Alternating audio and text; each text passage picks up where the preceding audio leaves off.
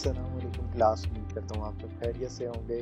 आज का टॉपिक हमारा है सोर्सिंग। आज हम जिस टॉपिक पे डिस्कस करने जा रहे हैं वो है किस तरह से हम प्रोडक्ट को सोर्स कर सकते हैं। ठीक है, ये सोर्सिंग ना सिर्फ आपको अमेजोन के बिजनेस में हेल्प आउट करेगा, बल्कि इसके अलावा भी अगर कोई आप लोकल बिजनेस करते हैं और बाहर से कुछ इंपोर्ट करना चाहते हैं या कुछ एक्सपोर्ट वगैरह करना चाहते हैं तो उसमें भी ये चीज़ें आपको हेल्पफुल होंगी। तो इसलिए इस लेक्चर को ज़रा अटेंटिव होकर सुनिएगा। ठीक है, सबसे पहले मैं अज्यूम करता हूँ कि हमने प्रोडक्ट अपनी अप्रूव करवा लिया। ठीक है, हमारे पास हमारी प्रोडक्ट जो है हमने सेलेक्ट कर लिया कि हमने बेचना क्या है। ठीक है, उसके बाद हमारा जो पहला स्टेप होता है, हम सबसे पहले उसको चेक करते हैं कि ये प्रोडक्ट कहीं पेटेंट तो नहीं है। क्योंकि अमेजोन के ऊपर अगर किसी प्रोडक्ट को जो कि पेटेंट हो और आप उस प्रोडक्ट को लिस्ट कर दें तो अमेजोन उसको रिमूव कर देता है, वो आपको अलाउ नहीं करता कि आप ये पेटेंट वाली प्रोडक्ट को बेचें। अब पेटेंट क्या होता है? पेटेंट किसी ने भी उसका डिज़ाइन पेटेंट करवाया हो सकता है या फिर उसका यूटिलिटी पेटेंट करवाया हो सकता है कि ये वाली प्रोडक्ट जो है ये डिज़ाइन सिर्फ मैं ही बेच सकता हूँ, इसके अलावा कोई भी ये डिज़ाइन बेच नहीं सकता। उसके राइट्स लिए होते हैं, बेसिकली सिंपल वर्ड्स में अगर मैं आपको बताऊँ तो उस प्रोडक्ट के राइट्स उन्होंने लिए होते हैं। तो ऐसी प्रोडक्ट अगर आप अमेजोन के ऊपर बेचेंगे तो अमेजोन उसको आपको अलाउ नहीं करेगा। कुछ दिन तो शायद आपकी सेल होती रहे, लेकिन जैसे ही आपकी लिस्ट अमेजोन की नज़र में आएगी तो वो फ़ौरन इसको आपको लिस्ट को सस्पेंड कर देगा। ठीक है, आप फर्दर उसको बेच नहीं सकते। तो उससे क्या नुकसान होता है कि जो हमने इतनी ज़्यादा इन्वेंट्री ऑर्डर की होती है वो सारी हमारी इन्वेंट्री वेस्ट चली जाती है। तो उससे पहले सिक्योर तरीका अगर हम अपनाएं तो वो ये है कि हम प्रोडक्ट सोर्स करने से पहले, अगर फॉर एग्जांपल मैंने कोई प्रोडक्ट सेलेक्ट कर लिया है, मैं फॉर एग्जांपल कोई स्क्रंचीज बेचना चाहता हूँ अमेजोन के ऊपर, मैंने प्रोडक्ट अपनी सेलेक्ट कर ली, सारा क्राइटेरिया उसके देख लिए, सारा कुछ फुलफिल कर लिया उसका, तो मैंने ये स्क्रंचीज को सिलेक्ट कर लिया। अब मैं चाह रहा हूँ कि मैं इस प्रोडक्ट को अमेजोन के ऊपर लिस्ट करूँ, लेकिन उससे पहले मैं अमेजोन पे लिस्ट करने से पहले उसका चेक करूंगा कि कहीं ये प्रोडक्ट पेटेंट तो नहीं है, क्योंकि पेटेंट चेक करना बहुत ज़रूरी है। अब पेटेंट चेक करने के दो तरीके होते हैं, या तो मैं खुद से थोड़ी बहुत चेक कर लूँ कि पेटेंट किस तरह से होते हैं जनरली, लेकिन मेन तरीका जो होता है हम फाइवर या अपवर्क से किसी प्रोफेशनल को हायर करते हैं कि वो हमारे लिए पेटेंट रिसर्च करके दे कि कहीं ये प्रोडक्ट पेटेंट तो नहीं है। अब पेटेंट की दो टाइप्स होती हैं। एक टाइप होती है पेटेंट जो है वो डिज़ाइन पेटेंट होता है, और एक होता है यूटिलिटी पेटेंट। अब मैं डिज़ाइन पेटेंट की अगर आपको एग्जांपल दूं तो वो ये है कि जैसे कोई अमेजोन के ऊपर चलते हैं और यहाँ पर मैं टाइप करता हूँ गिलास। तो अगर किसी ने इसका डिज़ाइन पेटेंट लिया हुआ तो वो एक स्पेसिफिक इसका वो होगा डिज़ाइन, कि जैसे अगर कोई गोल गिलास बेच रहा है, कोई चौड़ा, यहाँ से मैं आपको दिखा सकूं अगर ये देखें, अब ये आपको डिफरेंट तरह के गिलास नजर आ रहे हैं। मैं आपके साथ जस्ट एक एग्जांपल शो कर रहा हूँ। अब इसमें ये वाला डिजाइन भी है, ये डिजाइन भी है, ये डिजाइन भी है।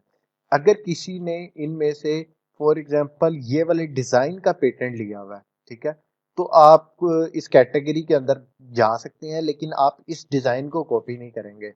आप इस तरह का डिजाइन बेच सकते हैं, आप इस तरह का डिजाइन बेच सकते हैं, यानी आप किसी और डिजाइन में जा सकते हैं उसका प्रूव करवा के। ठीक है, लेकिन आप इस अगर डिजाइन को कॉपी करेंगे तो अमेजोन आपको अलाउ नहीं करेगा और आपकी लिस्ट को सस्पेंड कर देगा। ये होता है डिजाइन पेटेंट, कि आपने एक स्पेसिफिक डिजाइन के राइट्स ले लिए कि यार ये वाला डिजाइन सिर्फ मैं ही बेच सकता हूँ। उसकी बजाय अगर मैं यूटिलिटी पेटेंट की बात करूं तो उसको हम क्लियर नहीं करें। डिजाइन पेटेंट पे फिर भी हम क्लियर करके प्रोडक्ट को बेच सकते हैं, वो इस तरह के हम अपना थोड़ा डिजाइन चेंज कर लेते हैं। ठीक है, जैसे मैं ये वाला डिजाइन अपना लेता हूँ, मैं इस डिजाइन को बेचना शुरू कर दूंगा। लेकिन जब बात आती है यूटिलिटी पेटेंट, यूटिलिटी पेटेंट क्या होता है कि गिलास का पर्पस क्या है? गिलास का पर्पस ये है कि हम इसमें पानी पीते हैं। ठीक है, या कोई भी ऐसी चीज जिससे हम पानी पिए गिलास के अंदर, तो वो वाली चीज यूटिलिटी आ जाती है। गिलास की यूटिलिटी ये है कि हमें कुछ भी, कोई भी लिक्विड ड्रिंक करने में हेल्प करता है। ठीक है, तो अगर किसी ने इसका यूटिलिटी पेटेंट लिया हुआ है कि ये गिलास का मैंने यूटिलिटी पेटेंट लिया हुआ है, तब हम उसके अंदर कुछ भी नहीं कर सकते और हम उस प्रोडक्ट को वेस्ट कर देंगे, हम उस प्रोडक्ट के अंदर नहीं जाएंगे, रिजेक्ट हो जाएगी वो प्रोडक्ट, क्योंकि हम यूटिलिटी पेटेंट पे तो बिल्कुल भी रिस्क नहीं ले सकते।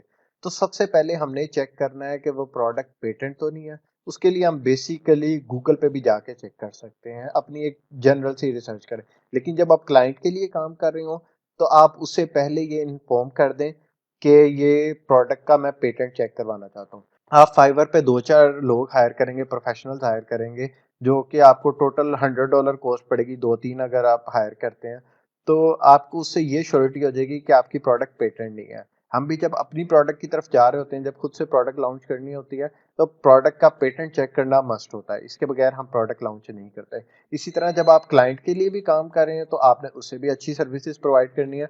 तो आपने उसको भी ये बताना है कि भाई आप ये तरह मैं इस प्रोडक्ट आप इस प्रोडक्ट को चेक कर लें कि प्रोडक्ट कहीं पेटेंट तो नहीं है। तो अगर वो आपको कह देता है कि ठीक है जी आप इस प्रोडक्ट को चेक करा लें, तो मैं आपको पे कर देता हूँ इसके लिए, तो आप उसका किसी प्रोफेशनल से करवा लें। अगर वो नहीं इंटरेस्टेड, तो चलें वो फिर उसके एंड पे होगा। आपने तो अपनी तरफ से पूरा कर दिया कि जी पेटेंट इसका चेक करवा लें, ठीक है। अब हम जाते हैं गूगल पेटेंट पे, ठीक है।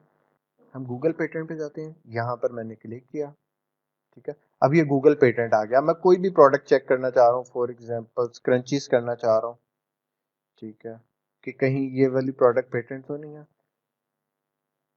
तो अब मेरे पास यहाँ पर डिफरेंट तरह के आर्टिकल्स आ गए हैं, डिफरेंट तरह की यहाँ पर डिजाइन्स आ गई हैं, जहाँ जिनको मैं चेक कर सकता हूँ कि अगर वो डिजाइन्स मेरे उनके साथ मैच कर रहे हैं, तो फिर वो प्रोडक्ट पेटेंट नहीं होगी, ठीक है। तो अब यहाँ पर जाके आप चेक करेंगे, यहाँ पर आपको डिफरेंट तरह के डिजाइन्स नजर आएंगे, और आपको पेटेंट के जो एब्स्ट्रैक्ट है वो आपको लिखा हुआ नजर आ जाएगा कि अगर आपकी प्रोडक्ट इस तरह की है, जिस तरह की ये डिस्क्रिप्शन यहाँ पर प्रोवाइड की हुई है, तो फिर यानी ये प्रोडक्ट पेटेंट है। अब ये भी चेक कर सकते हैं, अब यहाँ पर यूनाइटेड स्टेट का आ रहा है, तो अगर आप प्रोडक्ट यूके में बेचना चाह रहे हैं, तो फिर आपके ऊपर ये एप्लीकेबल नहीं होता। तो बेटर यही है, ये देखें यहाँ पर आपको डिजाइन भी पता चल जाता है कि इस तरह की अगर प्रोडक्ट होगी तो वो पेटेंट होगी। तो इसलिए बेहतर ये होता है, क्योंकि हम इसके अंदर एक्सपर्ट नहीं होते, ये काम किसी वो प्रोफेशनल पेटेंट रिसर्च करने वाले का होता है। तो बेहतर यही होता है कि आप इसके लिए किसी प्रोफेशनल को हायर करें जो कि आपके लिए पेटेंट की रिसर्च करके दे। और अगर आप खुद से करना चाहते हैं, तो आप डिटेल में इन आर्टिकल्स को पढ़ सकते हैं कि कहीं आपकी प्रोडक्ट में ये क्वालिटीज तो नहीं है, या जो जो यहाँ पर डिस्क्रिप्शन दी है कहीं आपकी प्रोडक्ट उनके अंदर लाए तो नहीं करती। तो आप यहाँ से उसको चेक कर सकते हैं पेटेंट और गूगल्स पे जाके, ठीक है। तो पेटेंट आपका फर्स्ट स्टेप होना चाहिए। पेटेंट के बगैर आप कभी भी प्रोडक्ट सोर्सिंग की तरफ नहीं जाएंगे। सबसे पहले आपने पेटेंट चेक कर लिया, अगर आपकी प्रोडक्ट पेटेंट नहीं है, तो फिर आप उस प्रोडक्ट के अंदर बिल्कुल जा सकते हैं, ठीक है। उसके बाद आपका आ जाता है हम सोर्सिंग किस तरीके से करते हैं और सोर्सिंग कहाँ से करते हैं। सोर्सिंग हम बेसिकली करते हैं alibaba.com से। अब फॉर एग्जांपल मैंने कोई यहाँ से सिलेक्ट कर लिया, मेरी प्रोडक्ट सिलेक्ट होगी कि जी मैं स्क्रंचीज को बेचना चाह रहा हूँ, या मेरे क्लाइंट की कोई प्रोडक्ट है कि वो स्क्रंचीज बेच रहा है, तो वो कहता है जी आप मुझे ये स्क्रंचीज मेरी प्रोडक्ट है, या मुझे ना सोर्स करके दो चाइना से, ठीक है।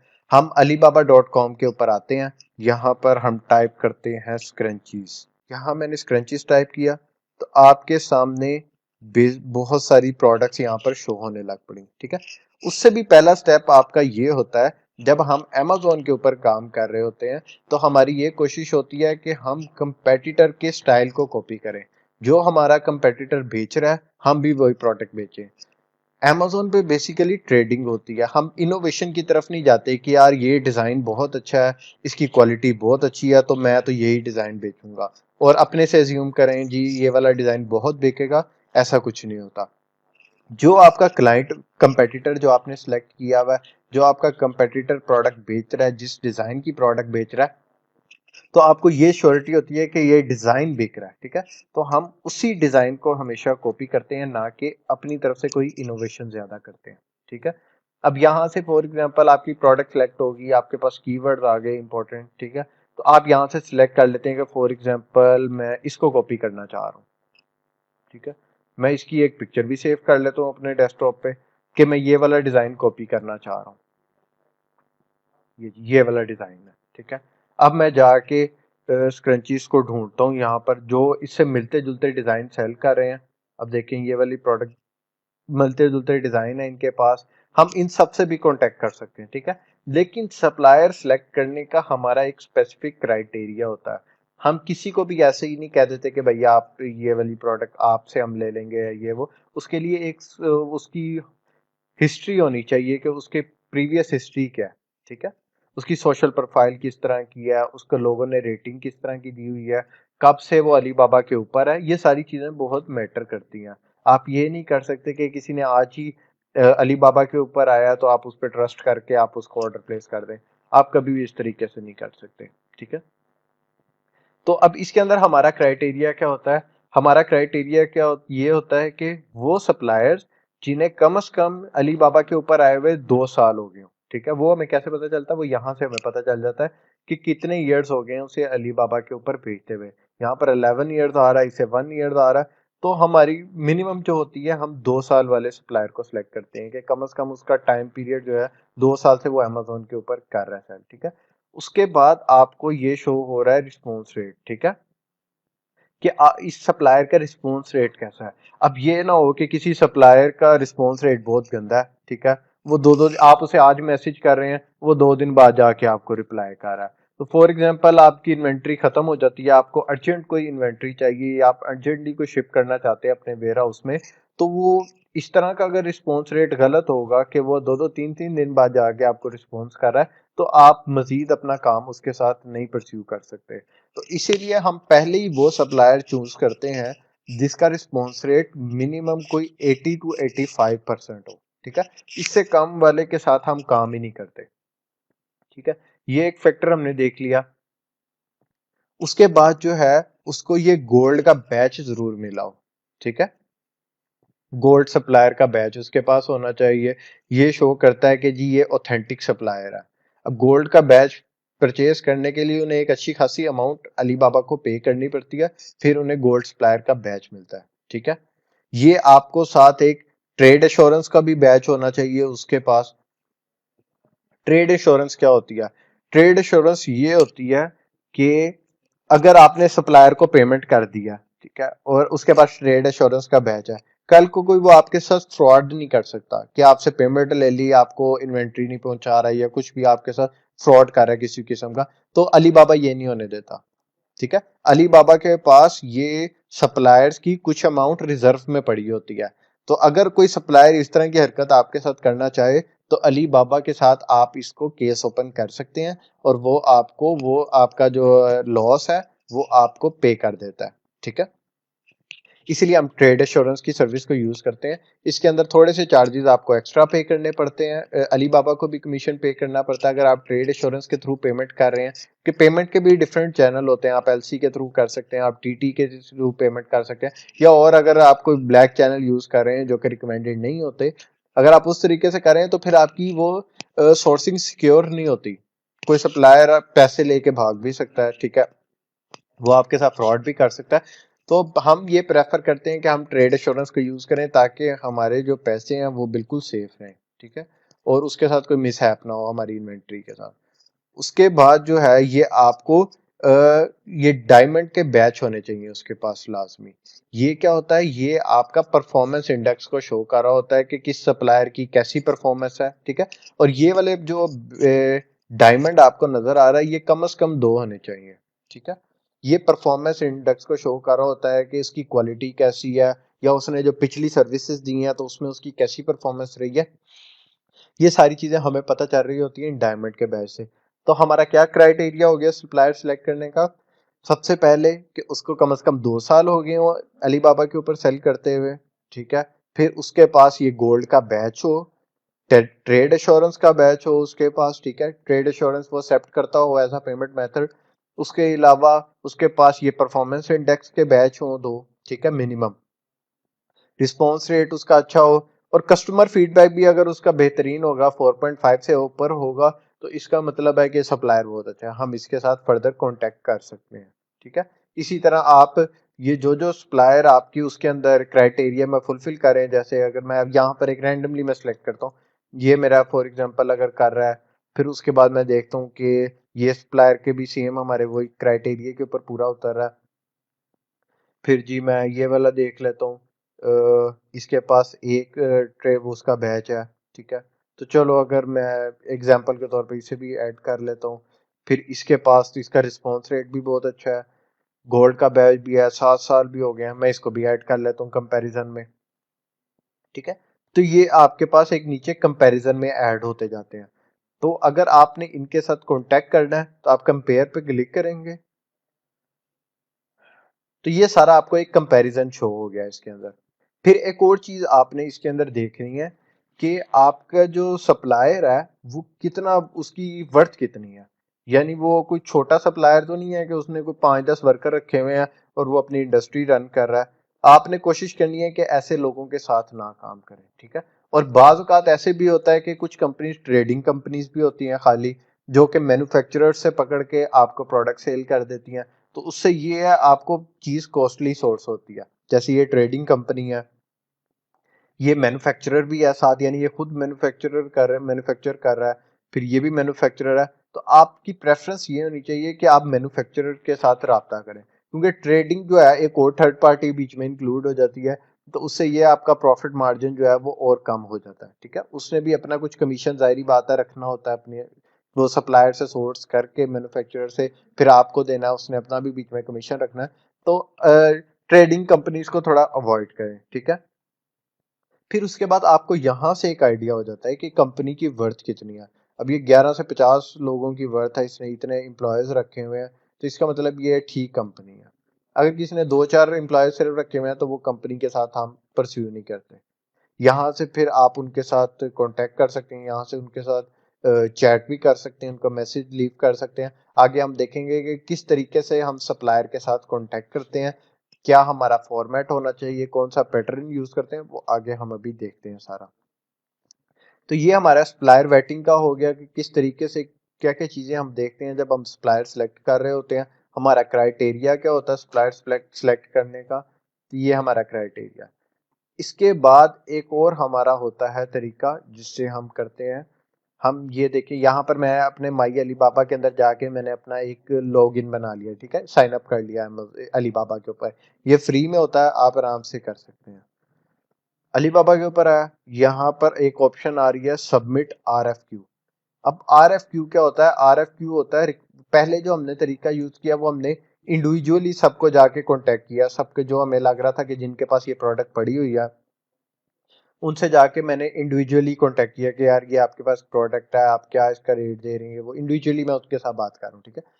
उसके बाद अलीबाबा एक और ऑप्शन प्रोवाइड करता है कि रिक्वेस्ट फॉर कोटेशन, RFQ, अपना RFQ क्रिएट कर लें। RFQ जब हम क्रिएट करते हैं उससे क्या बेनिफिट होता है, आपका एक पूरा जो आपकी रिक्वेस्ट होती है कोटेशन के लिए, जिस प्रोडक्ट को आप फाइंड आउट करना चाह रहे हैं, आप उसकी एक अच्छी सी कोटेशन बना के आप एक इंक्वायरी क्रिएट करके RFQ में पोस्ट कर देते हैं। उससे ये जितने भी सप्लायर्स जो हैं इस कैटेगरी के अंदर फॉल करते हैं, जो कि स्क्रंचीज को बेच रहे होंगे, उनको ये RFQ नजर आना शुरू हो जाएगा, ठीक है। और वो अपने हिसाब से, अपनी प्रोडक्ट के हिसाब से, अपनी प्राइस के हिसाब से सारा कुछ आपको कोटेशन देना शुरू कर देते हैं कि अच्छा जी ये वाली कोटेशन हम आपको इतने में दे देंगे, दूसरा सप्लायर कह रहा है कि मैं आपको इतने में दे दूंगा, मैं ये क्वालिटी आपको दूंगा, दूसरा कह रहा है मैं इससे भी अच्छी क्वालिटी दूंगा। तो यानी एक आपके पास काफी ज्यादा कंपैरिजन आ जाते हैं इस तरीके से। तो आप दोनों तरीकों को यूज कर सकते हैं, जिस तरीके से आपको बेटर रेट मिले आप उस तरीके पे जा सकते हैं, ठीक है। अब यहाँ पर मैं आपको थोड़ा सा करके दिखा देता हूँ। यहाँ पर आप अपनी प्रोडक्ट का नेम लिखते हैं, ठीक है। मैं फॉर एग्जांपल लिख देता हूँ मुझे वेलवेट में चाहिए, तो वेलवेट क्रंचीज, यहाँ मैंने वेलवेट क्रंचीज टाइप कर दिया। हर प्रोडक्ट के लिए यही है बिल्कुल। यहाँ से आप कैटेगरी सिलेक्ट कर सकते हैं कि आप किस कैटेगरी के अंदर करना चाह रहे हैं, कैटेगरी ऑलरेडी सिलेक्टेड है। सोर्सिंग टाइप क्या है, आप किस तरह की प्रोडक्ट, नॉन कस्टमाइज प्रोडक्ट चाह रहे हैं, आप कस्टमाइज प्रोडक्ट चाह रहे हैं, ठीक है, या आप बिजनेस सर्विस चाह रहे हैं, टोटल सोल्यूशन चाह रहे हैं, ठीक है। हम यूजुअली कस्टमाइज प्रोडक्ट की तरफ जाते हैं, क्योंकि अगर कल को मैंने अपने जब FBA PL कर रहे होते हैं, जब हम अपना ब्रांड लॉन्च कर रहे होते हैं या क्लाइंट के ब्रांड पे काम कर रहे होते हैं, तो उसके अंदर हमें कस्टमाइज पैकेजिंग चाहिए होती है। यानी जो, अगर फॉर एग्जांपल मैं प्लास्टिक की पैकेजिंग यूज करता हूँ, तो उसके ऊपर मेरा ब्रांड नेम भी हो, मेरे ब्रांड की स्टैंप भी हो, मेरा लोगो भी हो उसके ऊपर, तो एक कस्टमाइज करके मैं उसकी पैकिंग तैयार करवाता हूँ। अगर आप वैसे बेचना चाह रहे हैं तो आप नॉन कस्टमाइज प्रोडक्ट को भी यहाँ से सिलेक्ट कर लेते हैं, ठीक है। तो यहाँ पे से आप कस्टमाइज प्रोडक्ट को सिलेक्ट कर लेते हैं। यहाँ से फिर आपका सोर्सिंग का पर्पस क्या है आप वो बता देते हैं। ये चीजें इतनी मैटर नहीं करती वैसे, वो बाद में जब आपकी उनके साथ कन्वर्सेशन चल रही होती है ज्यादा मैटर वो करता है कि आप किस तरीके से उनके साथ निगोशिएट करते हैं। हम इंशाल्लाह वो भी अभी देखते हैं कि किस किस टेक्निक के थ्रू हम उससे निगोशिएट कर सकते हैं। आगे ये आपको आ जाता है जी, होलसेल करना चाह रहे हैं आप, आगे रिटेल, प्रोडक्शन इक्विपमेंट चाहिए आपको, रॉ मटेरियल फॉर प्रोडक्शन चाहिए, ये किस पर्पस के लिए चाहिए आप वो बता सकते हैं। हम यहाँ पर जनरली रिटेल कर लेते हैं, ठीक है। रिटेल मैंने सिलेक्ट कर लिया। इसके बाद आपको आ जाता है क्वांटिटी आपको कितनी चाहिए। अब क्वांटिटी हम किस तरीके से सिलेक्ट कर रहे होते हैं, हमने जैसा कि देखा, यहाँ से मैं अज्यूम करता हूँ कि मैंने इस सप्लायर को फाइनलाइज कर लिया कि ये मेरा कंपेटिटर है, मैं इसके साथ अमेजोन के ऊपर compete करने जा रहा हूँ, ये शेवलॉन के साथ, ठीक है, शेवलॉन जो भी है, इसके साथ मैं करने जा रहा हूँ। तो इसकी मंथली सेल्स जितनी है ना, फॉर एग्जांपल अगर ये 1000 पीस मंथली सेल कर रहा है, तो मैं अपनी जो इन्वेंट्री ऑर्डर करूंगा, जो मुझे इन्वेंट्री चाहिए, वो अप्रोक्सीमेटली 2 to 3,000 के दरमियान चाहिए। क्योंकि जब हम रैंकिंग कर रहे होते हैं, आगे रैंकिंग के लेक्चर्स में हम देखेंगे, तो हम कुछ इन्वेंट्री जो है वो फ्री में गिव अवेज कर रहे होते हैं उनका, ठीक है। यानी हम अमेजोन को जब आप प्रोडक्ट लिस्ट करते हैं, तो आपकी प्रोडक्ट फर्स्ट 7 पेजेस के अंदर नहीं शो हो रही होती, वो कहीं बहुत पीछे जाके प्रोडक्ट शो हो रही होती है। तो जब आपने इस कंपेटिटर के साथ compete करना है, तो आपकी भी सेल इतनी होनी चाहिए। तो हम फर्स्ट 7-8 डेज के लिए अमेजोन को दिखाते हैं कि भाई अगर इसकी डेली की 50 पीस सेल हो रहे हैं, तो मैं भी 50 पीस ही सेल करूं। वो अलग बात है कि हम पीछे से गिव अवेज फ्री में कर रहे होते हैं, पीपीसी कैंपेन्स के थ्रू फ्री में गिव अवेज कर रहे होते हैं, और तरीकों से हम गिव अवेज कर रहे होते हैं, और अमेजोन को एक सेल्स का फिगर दिखा रहे होते हैं कि भाई हमारी भी डेली की 50 पीस सेल कर रहे हैं। तो फिर वो उठा के हमें इस कंपेटिटर के साथ ले आता है, शुरू वाले पेजेस पे, टॉप पेजेस पे हमें ले आता है, ठीक है।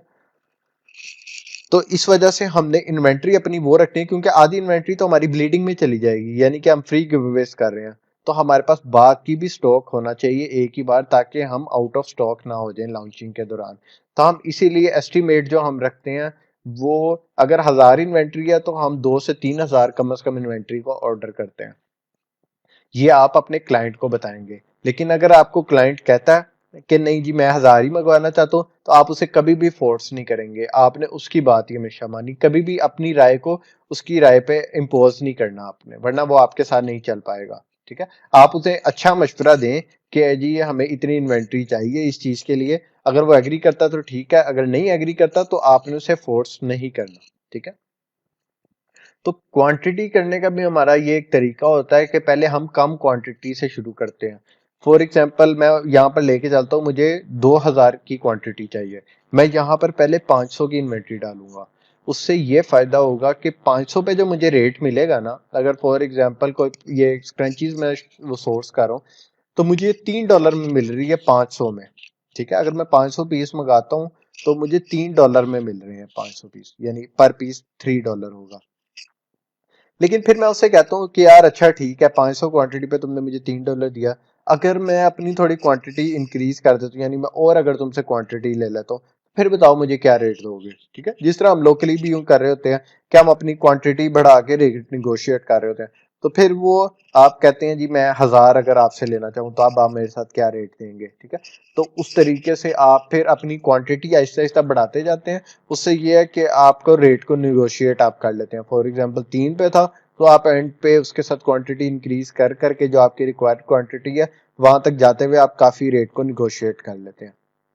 तो ये चीज बहुत इंपॉर्टेंट है। आगे आ जाता है ट्रेड टर्म्स। ट्रेड टर्म्स क्या होती हैं? एफओबी, ये सीआईएफ, एक्स वर्क्स, ये सारा कुछ क्या है? इसके लिए पहले आपको इनको टर्म्स का कॉन्सेप्ट होना बहुत जरूरी है। अब इनको टर्म्स क्या होते हैं? ये बेसिकली बिजनेस की टर्मिनोलॉजीज हैं, जो कि हम इंपोर्ट एक्सपोर्ट के दौरान यूज करते हैं।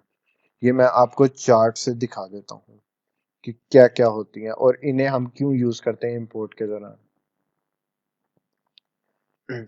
अच्छा जी, ये एक चार्ट है इनको टर्म्स का। आप गूगल पे जाके इनको टर्म्स लिखेंगे तो आपके सामने ये शो होना शुरू हो जाएगा, ठीक है। इनको टर्म्स बेसिकली होती हैं कुछ हम टर्म्स एंड कंडीशन वो यूज करते हैं ट्रेड के दौरान। जैसे फॉर एग्जांपल अगर मैं सप्लायर को कहता हूँ कि जी आपने इन्वेंट्री मेरी पर वो मैन्युफैक्चर करके अपने वेयर हाउस में ही रख लेनी है, मैं ही लाइबल होऊंगा कि मैं आपके वेयर हाउस से अपनी इन्वेंट्री को उठाऊं, और जहां पर भी मैंने लेके जाना है आप उसको करें। तो उसे मैं इस अगर मैं ये वाली टर्म एंड कंडीशन पे चलना चाह रहा हूँ, तो मैं उसे कहूंगा कि यार आप मुझे एक्स वर्क्स रेट दो, यानी EXW रेट्स दो। तो EXW रेट्स जब मैं उसे कहूंगा, तो वो समझ जाएगा कि यार मैंने जो है ना इन्वेंट्री जो प्रिपेयर करनी है और उसे अपने वेयर हाउस में पहुंचा देना है, बस। आगे से सारा ये इसकी जो मेरा क्लाइंट है उसकी जिम्मेदारी है कि उसने उठाना है वेयर हाउस से और आगे फॉरवर्ड कर देना है, ठीक है। जब हम एक्सवर्क्स का यूज करते हैं, हम बायर से डिफरेंट तरह के रेट ले रहे होते हैं। हम उसे कह रहे होते हैं जी मुझे एक्सवर्ट्स पे भी रेट चाहिए, मुझे एफओबी पे भी रेट चाहिए, मुझे डीडीपी का भी रेट चाहिए। तो आप डिफरेंट तरीके से उससे रेट ले रहे होते हैं। अगर मैं उससे कहता हूँ एक्सवर्क्स रेट, तो वो समझ जाता है कि ये सारी आगे लाइबिलिटी जो है वो इसी की है, वो खुद ही डील कर लेगा। अब एक्सवर्क्स आपको क्लियर हो गया, जैसा कि यहाँ पर आपको नजर आ रहा है सेलर का वेयर हाउस।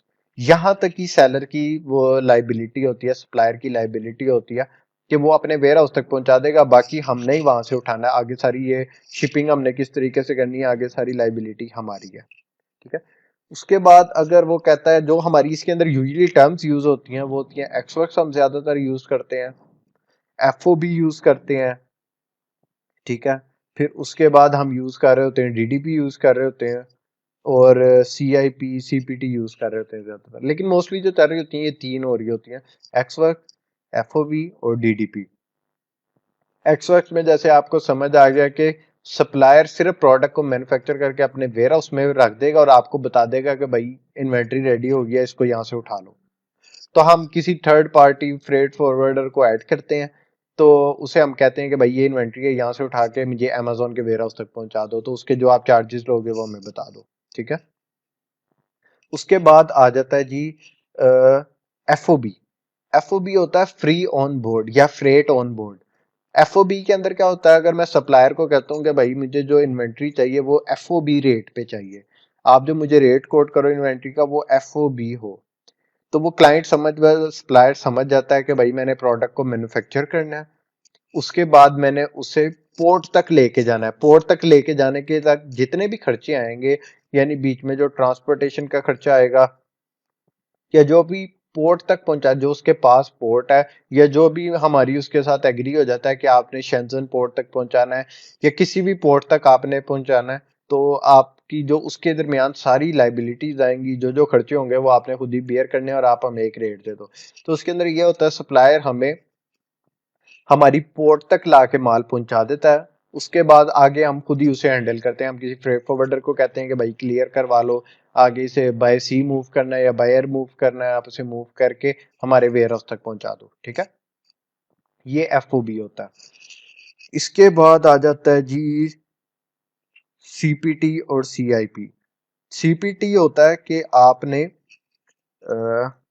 सीपीटी नहीं, पहले सीएफआर पहले देख लेते हैं। सीएफआर होता है कॉस्ट एंड फ्रेट, यानी इसके अंदर जो सप्लायर की लाइबिलिटी है उसने आपको यहां तक अपने वेयर हाउस से निकालनी है प्रोडक्ट को, ट्रांसपोर्टेशन का खर्चा भी सप्लायर के एंड पे होगा, उसके बाद उसने जो अपनी पोर्ट है उसकी, वहां से भी उसके अंदर भी जो खर्चे होंगे पोर्ट के ऊपर वो भी उसने बियर करने हैं, कोई कस्टम से रिलेटेड कोई चार्जेस हैं वो भी उसने पे करने हैं।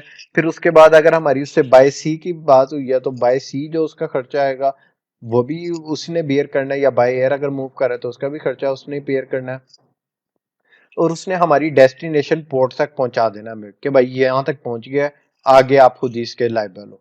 और अगर हम सीआईएफ करते हैं तो उसमें इंश्योरेंस भी ऐड हो जाती है कि कल को अगर रास्ते में कोई जहाज के साथ मिसहैप हो जाता है, या कोई हमारा शिप जो है वो कोई मसला हो जाता है हमारी इन्वेंट्री का, तो उसमें हमारी इंश्योरेंस हुई होगी और हमें हम वो क्लेम कर सकते हैं। ठीक है। इसके बाद जो हमारी ज्यादातर यूज हो रही होती है वो है डीडीपी रेट। मैं सप्लायर से कहता हूँ कि भाई मुझे डीडीपी रेट चाहिए। डीडीपी रेट क्या होता है, ड्यूटी डिलीवर्ड पेड। ठीक है। अब डीडीपी रेट ये होता है कि मैं सप्लायर को कहता हूँ भाई मुझे डीडीपी रेट दे दो, तो वो समझ जाता है कि भाई मैंने प्रोडक्ट को मैन्युफैक्चर करना है, फिर मैंने इसे सारा मूव करके जो मेरी रिक्वायर्ड प्लेस है, जो मैंने उसे अपनी प्लेस दी है अमेजोन का वेयर हाउस, वेयर हाउस का जो मैंने एड्रेस प्रोवाइड किया, उसने मेरे वेयर हाउस के एड्रेस तक पहुंचाना। बीच में जितने भी खर्चे हैं, ट्रांसपोर्टेशन का हो या सी फ्रेट का, एयर फ्रेट का, कस्टम क्लियरेंस का, जो भी खर्चे बीच में होंगे ना, वो सारे उसी ने बेयर करने हैं। तो इस तरीके से हम उसके साथ सप्लायर के साथ निगोशिएट कर रहे होते हैं। ठीक है। तो ये आप गूगल पे जाके जस्ट इनको टर्म्स लिखेंगे तो आपको यहां से इनको टर्म्स का मिल जाएगा। तो यहाँ से हम अपनी ट्रेड टर्म मेंशन कर देते हैं जिसके ऊपर भी हम करना चाह रहे होते हैं। ठीक है। यहाँ पर अगर हमें कोई प्रेफर्ड यूनिट प्राइस है कि हमें इतने में चाहिए, तो यहाँ पर हम वो मेंशन कर देते हैं। ठीक है। फिर उसके बाद यहाँ पर आपको कोई स्पेसिफिक कलर चाहिए, आप वो कलर मेंशन कर दो। प्लेस ऑफ ओरिजिन बता दो आप, कि कौन सा प्लेस ऑफ ओरिजिन आपका होना चाहिए, मॉडल नंबर अगर कोई प्रोडक्ट का है तो वो आप कर दो। यहाँ पर आ जाती है डिटेल। डिटेल बहुत जरूरी है। डिटेल के अंदर क्या क्या चीजें आती हैं? डिटेल के अंदर हम वो वाला लेटर यूज करते हैं जो कि रेफरेंस लेटर होता है, जिसमें हमारा सारा जिस तरीके से हम सप्लायर के साथ कांटेक्ट कर रहे होते हैं वो ये डिटेल्स यहाँ पर हम शेयर करते हैं। यह भी मैं आप लोगों के साथ दिखाता हूँ आपको किस तरीके से करते हैं। ठीक है जी। तो यहाँ पर हम अपनी वो डिटेल सारी शेयर कर रहे होते हैं जो कि हमने सप्लायर से लेनी होती है। यहाँ पर मैं आपको दिखा देता हूँ कि वो किस तरीके से हम सारा करते हैं। ये एक मैंने सैंपल क्रिएट करके रखा हुआ है, तो आप लोग इसको देख सकते हैं, इससे एक आइडिया ले सकते हैं। ये मैं आप लोगों के साथ शेयर भी कर दूंगा। आपने इससे जस्ट एक आइडिया लेना है, ये नहीं कि आप बिल्कुल ये वाला जो है टेम्पलेट उसको कॉपी पेस्ट करें। आप अपना इनोवेट करके इसको इसके अकॉर्डिंग आप क्रिएट बना सकते हैं और अपनी प्रोडक्ट के अकॉर्डिंग। अच्छा जी, यहाँ पर मैं क्या टाइप करता हूँ, hello I am for Wasim Abbas CEO of Enva International. ठीक है, यहाँ पर आप अपना कोई भी कंपनी नेम यहाँ पर मेंशन कर दें, कुछ भी, या क्लाइंट की अगर कोई एक्चुअल में कंपनी है तो आप उसका नाम यहाँ पर मेंशन कर दें। और यहाँ पर आप ये भी बता सकते हैं कि मैं सीईओ हूँ, या फिर आप कह दें कि जी मैं प्रोक्योरमेंट मैनेजर हूँ या प्रोडक्शन मैनेजर हूँ, कुछ भी आप यहाँ पर मेंशन कर दें। ठीक है, आगे आप जी, we want to inquire codes for your product. ये फ्लेक्सी ग्लास शीट को ही एक प्रोडक्ट है। आप यहाँ पर आपकी जो भी प्रोडक्ट होगी आप यहाँ पर अपनी प्रोडक्ट को मेंशन करें। ठीक है, we are looking to expand our product range and create a profitable relationship to your company. We have been researching different companies in China that manufacture plexiglass sheet, and we think that your company could be a great supplier for it. ठीक है, we have a few questions that we would like to ask. ठीक है, अब इसमें हम क्या क्या चीजें पूछ रहे होते हैं।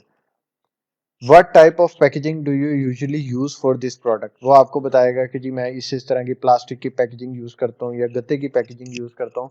तो वहां से आपको आइडिया हो जाएगा। फिर आप उससे पूछेंगे कि आप कस्टमाइज पैकेजिंग प्रोवाइड करते हैं। जब आप उसके बाद फ्यूचर में कन्वर्सेशन में होंगे तो हम उससे कस्टमाइज पैकेजिंग भी अगर वो प्रोवाइड करता है तो हम उसके साथ अगर हमने कोई कस्टमाइज पैकेजिंग करवानी है तो हम वो करवा सकते हैं।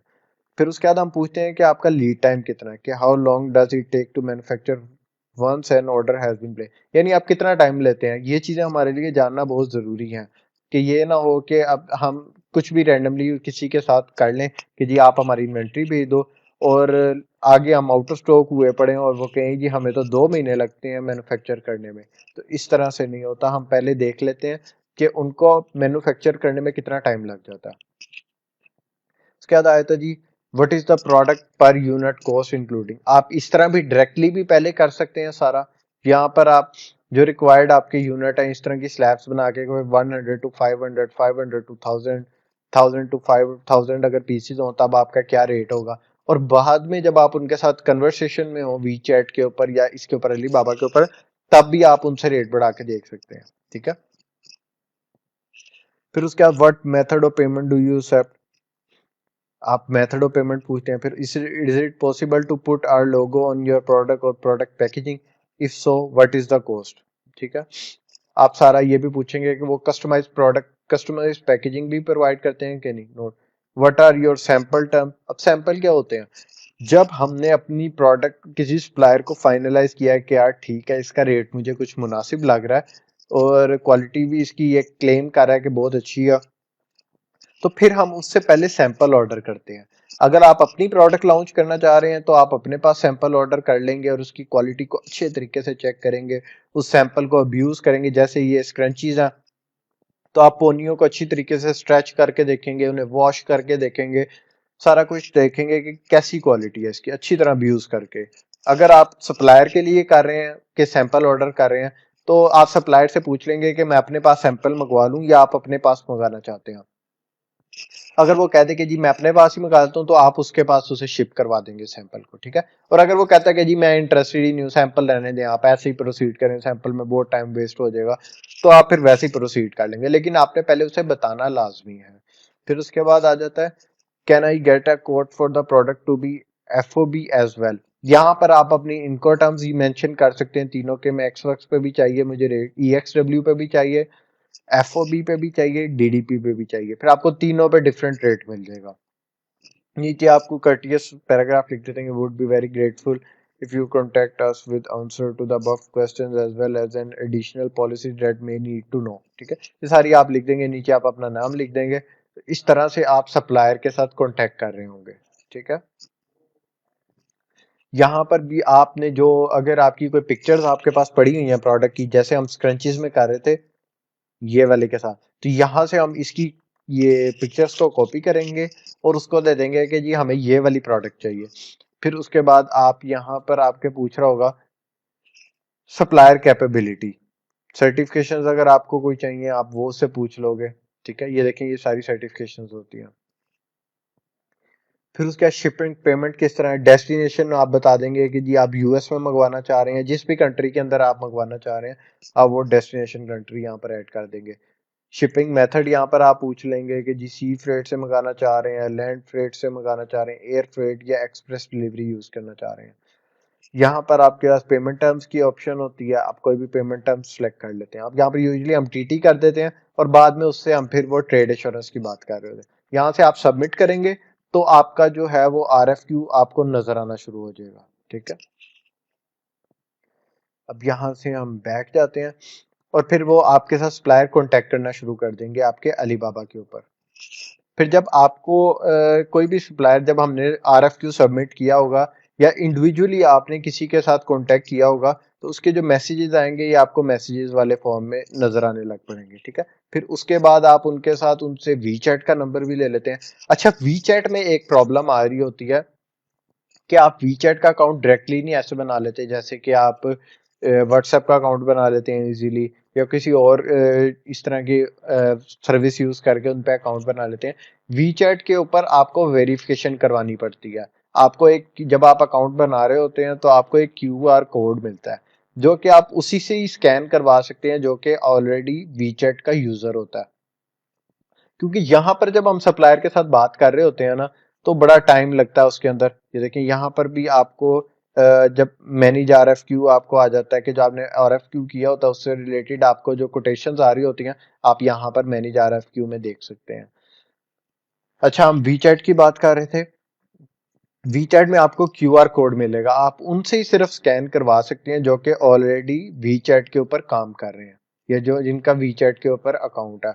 तो इसके लिए ये होता है कि हमें इजीली लोग नहीं मिलते जो कि हमारा वी चैट को वेरीफाई कर दें, तो हम अपने सप्लायर से ही कहते हैं, उसको अपनी मोबाइल से स्क्रीनशॉट भेज देते हैं वो QR वाले पेज का, और उसे कहते हैं कि काइंडली आप ये हमारा ना वी चैट वेरीफाई कर दें, तो वो आपको इजीली वेरीफाई कर देते हैं। तो फिर आप उनसे वी चैट के ऊपर कम्युनिकेट करते हैं। यहाँ पर जरा थोड़ा डिफिकल्ट होता है कम्युनिकेट करना। आपने आज मैसेज किया है तो वो जब ऑनलाइन होगा तब वो देखेगा। वी चैट के ऊपर तो जिस तरह हम व्हाट्सएप के ऊपर हर वक्त ऑनलाइन होते हैं, इस तरह वो भी वी चैट के ऊपर हर टाइम ही तकरीबन ऑनलाइन होते हैं। तो वहां पर जरा आपकी कम्युनिकेशन जो है वो बहुत ज्यादा स्मूथ हो जाती है। ठीक है, तो इसलिए हम वी चैट को यूज करते हैं वहां पर। जब आपका वी चैट वेरीफाई हो जाए तो फिर आप इजीली उनके साथ, जो आपके सप्लायर हैं उनके साथ आप निगोशिएट कर सकते हैं, उनके साथ कन्वर्सेशन कर सकते हैं कि जी मुझे इतनी इन्वेंट्री चाहिए, आप मेरे साथ ये करें, इसके प्राइस थोड़ी और कम करें। आप अच्छे तरीके से निगोशिएट कर सकते हैं क्योंकि आपकी कम्युनिकेशन जो है वो एक फ्लो में चल रही होती है। आपको बार बार इंटरप्ट नहीं होना पड़ता, यानी लेट लेट रिप्लाई नहीं आ रहे, फौरन ही आपकी कन्वर्सेशन चल रही है। तो अब एक और चीज माइंड में आती है कि यार निगोशिएट तो हम तब ही करते हैं जब हमारे पास एक टारगेटेड प्राइस हो, फिर ही हम निगोशिएट कर सकते हैं ना। अगर फॉर एग्जांपल मेरी टारगेट प्राइस है कि मैंने $5 से ऊपर नहीं सोर्स करना, तो तभी मैं उसके साथ लड़ूंगा, मैं उसके साथ निगोशिएट करूंगा कि भाई मेरी जो रेंज है वो $5 से ऊपर नहीं है, तो आप मुझे $5 तक की मुझे ये प्रोडक्ट चाहिए, इससे ऊपर की नहीं। और अगर हमारे पास टारगेटेड ही प्राइस नहीं होगी कि हमारी टारगेट प्राइस क्या है, तो हम किस तरीके से उसके साथ निगोशिएट करेंगे। वो तो हमें $7 भी बता रहा होगा तो हम कहेंगे हाँ ठीक है, ये अच्छी प्रोडक्ट है, अच्छी प्राइस है, बाकी सबकी तकरीबन आसपास है। तो उससे पहले, सबसे पहले हमारे पास ये होना चाहिए कि हमारे पास एक टारगेटेड प्राइस हो। तो टारगेट प्राइस फाइंड करने के लिए हम एक मेथड यूज करते हैं, वो अमेजोन का ही कैलकुलेटर है, अमेजोन FBA कैलकुलेटर उसे हम कहते हैं। ठीक है, उधर से हम अपनी टारगेटेड प्राइस फाइंड आउट करते हैं। उसके लिए हमें क्या चाहिए, उसके लिए सबसे पहले मैं ये एसइन पिक करता हूँ। ठीक है, अब अगर आपने Amazon FBA US में कर रहे हैं, आप Amazon US के अंदर प्रोडक्ट लॉन्च कर रहे हैं, तो आप Amazon FBA कैलकुलेटर US का ओपन करेंगे। इसी तरह अगर आप यूके का कर रहे हैं तो आप यूके का एफबीए कैलकुलेटर ऑन करेंगे, ठीक है। अभी हम जनरली चलें अमेजोन यूएस का देखते हैं, अमेजोन एफबीए कैलकुलेटर। जब आप अमेजोन एफबीए कैलकुलेटर पे आते हैं तो यहाँ पर आपको साइन इन करने की, या आपके पास अकाउंट नहीं भी है तो आप फिर भी ये वाले फीचर को यूज कर सकते हैं। अब यहाँ पर कह रहा है कि find your product on Amazon.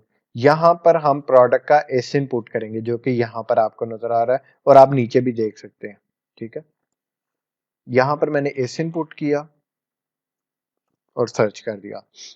लें जी, ये मेरे कंपेटिटर की लिस्ट आ गई। यहाँ से मैं देखता हूँ कि वो कितने में बेच रहा है प्रोडक्ट को। अच्छा जी, उसकी लिस्ट प्राइस क्या है? वो 11.99 में बेच रहा है। कितने पैक बेच रहा है? 55 पीसेस बेच रहा है। यहाँ पर मैं आइटम प्राइस में एंटर कर दूंगा 11.99, ठीक है। ये यानी हमारी, हम अज्यूम करते हैं कि ये वाली हमारी भी प्राइस होगी। इसके बाद मैं यहाँ से क्लिक कर देता हूँ कैलकुलेट पे,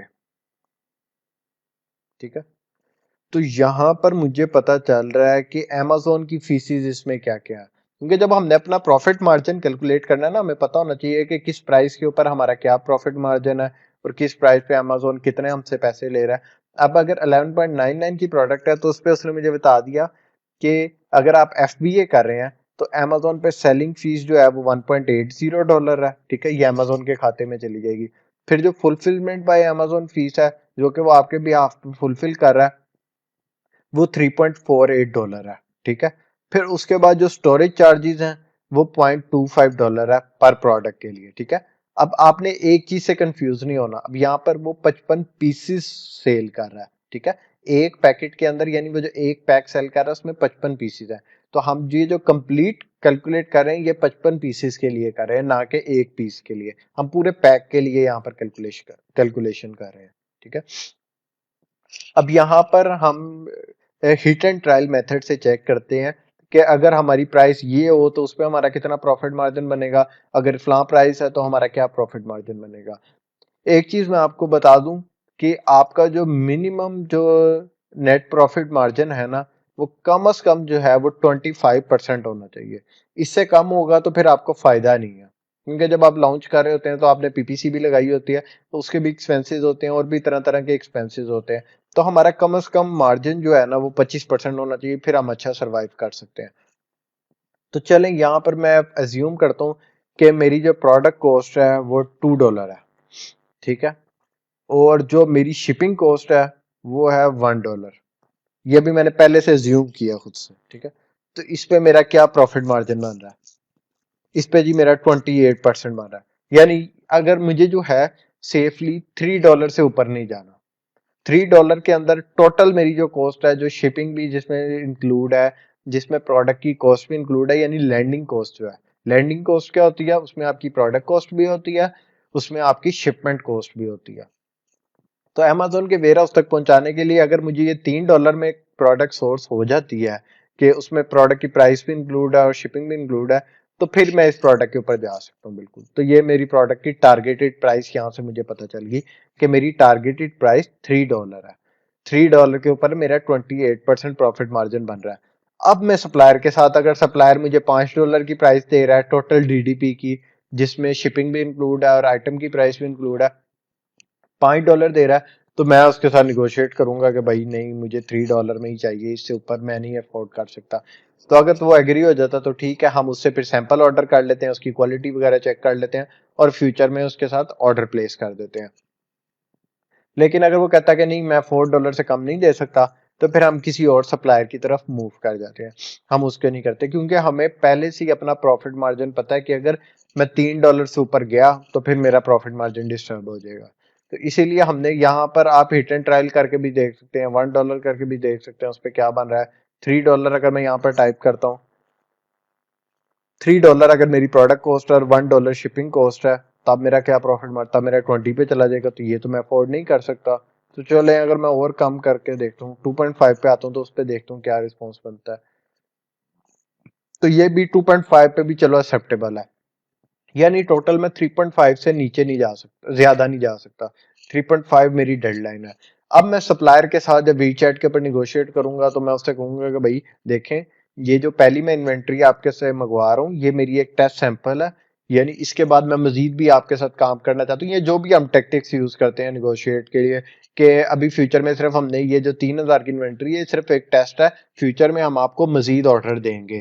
तो वो कहता है कि तो आप हमें अच्छी प्राइस कोट करें। इस तरीके से हम उसके साथ फर्दर निगोशिएट करते हैं। तो फिर जब हमें प्राइस मिल जाती है तो फिर हम उससे सैंपल पहले कॉल करते हैं, सैंपल की क्वालिटी चेक करते हैं, फिर उसे कहते हैं कि आप ऑर्डर प्लेस कर दो। ठीक है, ये हमारा ऑर्डर प्लेस हो गया। अब इसको मैन्युफैक्चर करना शुरू कर दो। अब मैन्युफैक्चर के दौरान क्या होता है, वो कहता है आप 30% एडवांस पेमेंट दें। तो उसके अंदर आपने टेंशन नहीं लेनी, आप 30% एडवांस पेमेंट उसे ट्रेड एश्योरेंस के थ्रू कर देंगे। फिर बाकी जब आपकी इन्वेंट्री कंप्लीट हो जाएगी तो फिर बाकी की पेमेंट आप बाद में कर देंगे। ठीक हो गया। इस तरीके से हम ये कैलकुलेट कर लेते हैं। अच्छा, ये भी हो गया हमारा। अच्छा, आज हमने क्या क्या एक बार रिवाइज कर लेते हैं कि आज हमने सोर्सिंग में क्या क्या सीखा है। सबसे पहले हमने देखा है कि हम पेटेंट किस तरीके से चेक करें। जब हमारी प्रोडक्ट हमें पता है कि ये वाली प्रोडक्ट हम अमेजोन के ऊपर बेचनी है, तो पहले हम उसका चेक करेंगे कि ये प्रोडक्ट पेटेंट तो नहीं है। पेटेंट की दो टाइप होती हैं, यूटिलिटी पेटेंट और डिजाइन पेटेंट।